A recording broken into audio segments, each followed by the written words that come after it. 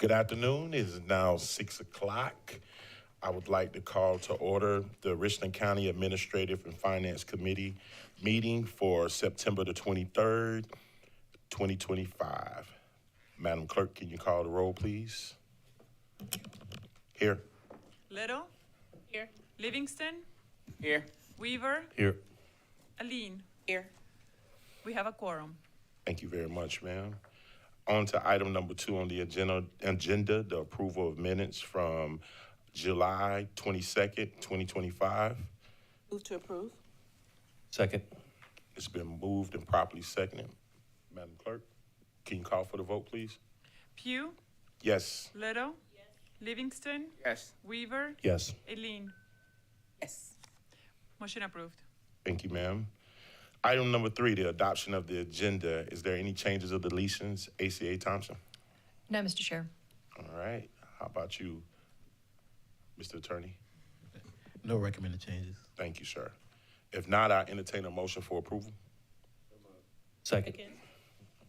All right. It's been moved and properly seconded. Madam Clerk, can you call for the vote, please? Pugh, Yes. Little, Yes. Livingston, Yes. Weaver, Yes. Aline. Yes. Motion approved. All right. We're on to item number 4, items for action.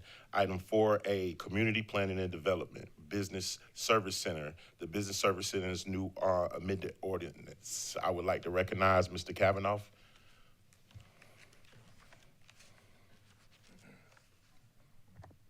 Thank you, Mr. Chair. Good afternoon, everybody.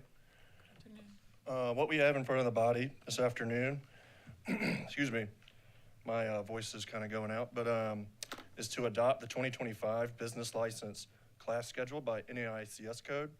This ensures that Richland County is accurately categorizing businesses into the appropriate rate classes.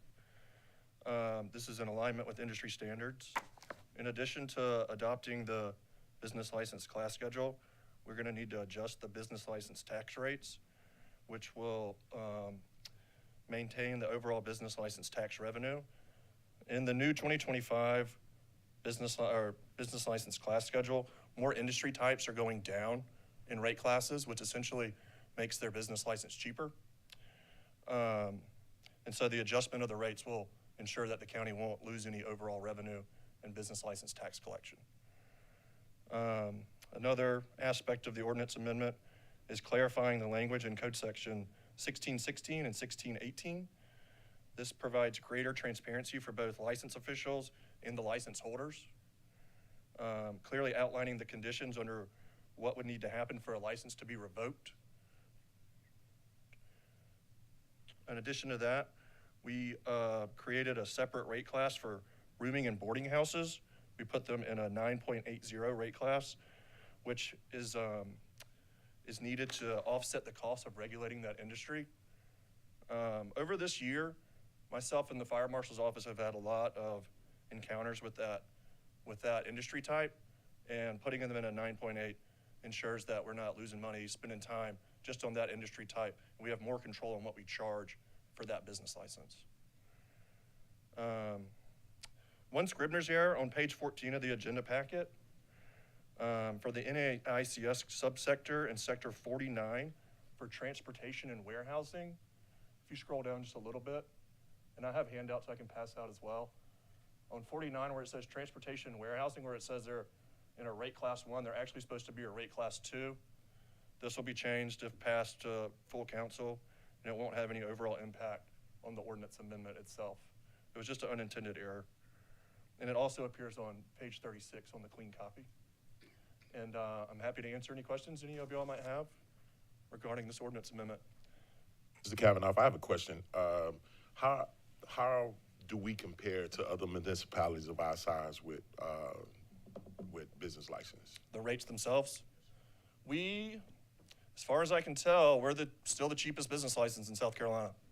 And I think the idea behind that is just having a high business license rate is like almost an unnecessary barrier of entry into being a legitimate licensed business. And so being on the low end helps us ensure that it won't prevent anybody from actually coming in and get a license. I mean, I've seen it every day. I mean, you get somebody who's excited to open a new business, and they get sticker shock when they see how much it costs. And I've heard that in some of our neighboring jurisdictions, but we're very competitive and we're on the low end overall, if not the cheapest. Questions? Recognize, sir. How often do we have to change the class schedule, and when was the last time we did it? We do it every odd year, so the last time we did it was 2023. Sir, you recognize? I'm just curious, what do you do for a business that has no income yet? They're just opening up. Is there some kind of estimated income they do or minimum fee or? Yeah, it's a great question. So on a new application, a business will project what their gross revenue is anticipated to be for the Okay. remainder of the year, and they'll pay on that projection. And when they renew it the following year, they'll tell us what the actual revenue was, and we reassess it. So if it's over projected, they'll get a credit. If it's under projected, they'll make up the difference their second year. Second question, Mr. Chair, if I can. Are y'all requiring tax returns from them? No, sir. Okay, because that was an issue I ran into in the city with my business. They The city used seemed to think our tax return was going to be ready May 1st. It Yes, sir, never is. exactly. The city used to require proof of income, like a tax return or P&L statement, but they don't require that anymore, actually. There's a checkbox on our renewal application that says, I promise this is the right amount. Okay, well, that's good. Thank you, Mr. Chairman. Adios. All right, thank you, Mr. Kavanaugh. Thank you, Mr. Chair. All right, I entertain a motion for item number 4A. Move to approve? Any discussion? Madam Clerk, can you call for the vote, please? Pugh, Yes. Little. Livingston, Yes. Weaver, Yes. and Lean. Yes. Motion approved. All right, we're on to item number 4B, operational services and awards of contracts. I would like to recognize Director Williams. Hey, good afternoon, Chairman Pugh, members of council. How are y'all tonight? Good. Sorry. Okay. Just wanted to make sure y'all can hear me. Sorry about that. All right, I'm here for a recommendation from staff. Staff recommends council approve the allocation of $240,000 to enter into a contract with Lyon and Associates to provide engineering services and design to design and provide construction documents for a roofing system at both Alvin S. Glenn and 400 Powell Road, our public works facility. Both roofs are in a state of disrepair and are beyond their useful life. This will give us design for both of those projects, as far as for a new roof installation on both of those facilities. All right, any questions? Thank you, Mr. Chairman. Yes, sir. Do we know what the projected lifespan of the new roof is? It depends on the type of barrier membrane that we go with. Okay. Typically, like a TPO roof is about 20 years as far as a 20 warranty years. on those. If we go with something like a higher end membrane, we can get up to a 30-year warranty on different roof types. I remember early on, I asked Mr. Brown why past county councils were not putting aside money, knowing it's a 20 or 25-year span on a roof, why they weren't putting 1/25th away, so when the roof came due, you'd have the funds. And he very honestly answered, because they just didn't plan that far ahead. So my question now is, maybe this is a question more for Ms. Thomas, are we putting aside this money in some kind of reserve when the roofs go out in 25 years? Mr. Chair, if I may. Yes, ma'am. While I wish we could allocate funding for every one of our projects that would need to be done in 20 years, unfortunately, things have been deferred for so long. We're only able to address those needs that are absolutely critical now. As we continue to plan in a sustainable manner, we may be able to get there. Unfortunately, governments just aren't very good at doing that. And to add to ACA Thomas's answer, we're currently doing the facility assessments that were attached to that Brightly facility assessments and master plan that y'all approved last year. Those facility assessments will identify, and the new software that we have will identify those roofs or projects that we need to address. So we'll have more up-to-date information so we can provide it to you all as far as what needs to be addressed as far as those roofing issues, building issues, or any type of maintenance issues. Okay, very good. Thank you, Mr. Chairman. Thank you, Director Williams. I'll entertain a motion for item 4B. It's been moved and properly seconded. Any discussion? If not, Madam Clerk, can you call for the vote, please? Pugh, Yes. Little, Yes. Livingston, Yes. Weaver, Yes. Lean. Yes. Motion approved. Thank you. Item number 5A, items pending analysis, no action required. Item 5A, I move to adjust the rates of assessments for our aircraft from 10.5% to 4% in Richland County. Director ACA Thomas, I'm sorry, can you? Yes, sir. This item was just brought to this committee on Tuesday of last week from the council meeting. Unfortunately, this did not allow enough time for an analysis of this, which will be prepared and delivered by the auditor.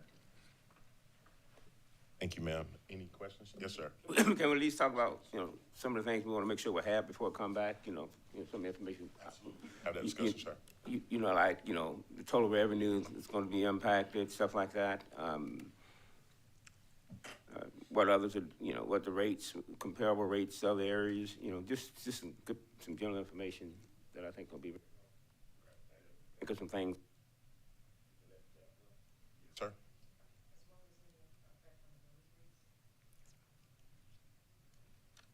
Yes, sir. Mr. Weaver?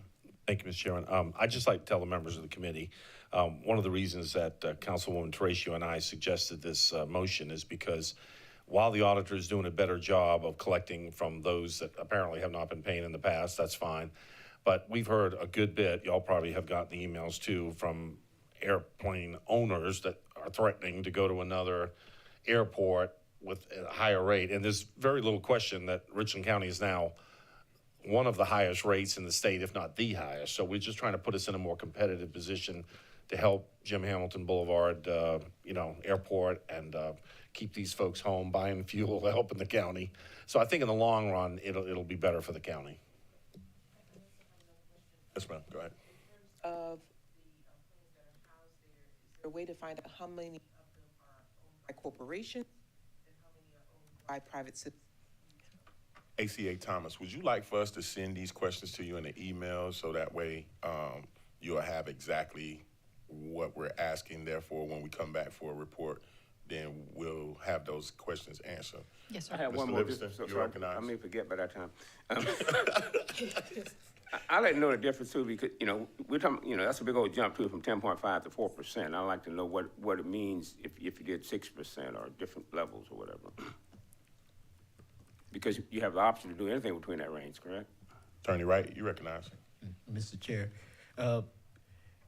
yes, you do have options between the range. The highest is 10.5, the lowest is 4.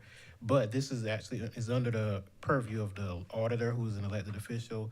So Ms. Thomas can give the questions to the auditor, but it's not in staff's purview. It's in the auditor's purview. Right.